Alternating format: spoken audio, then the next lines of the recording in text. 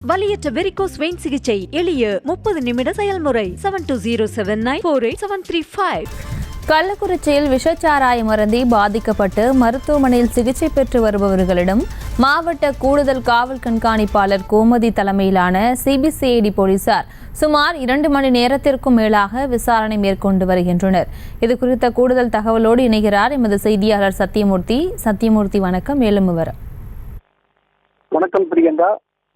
கள்ளக்குறிச்சி மட்டுமின்றி கள்ளக்குறிச்சி அருகே இருக்கக்கூடிய மாதவச்சேரி, சேஷசமுத்திரம் உள்ளிட்ட பல கிராமங்களைச் சேர்ந்த 59 பேர் விஷசாராயம் குடித்து சிகிச்சை பலனின்றி இதுவரை உயிரிழந்திருக்கிறார்கள்.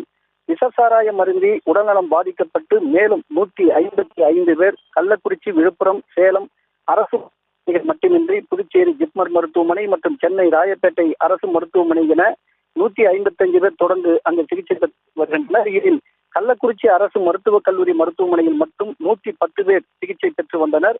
இந்த நிலையில சிபிசிஐடி மாவட்ட கூடுதல் கண்காணிப்பாளர் கோமதி தலைமையிலான போலீசார் இந்த சம்பவம் குறித்து கள்ளக்குறிச்சி அரசு கல்லூரி மருத்துவமனையில் அனுமதிக்கப்பட்டு சிகிச்சை பெற்று வருபவர்களிடம் தற்போது தனித்தனியாக விசாரணை மேற்கொண்டு வருகிறார்கள்.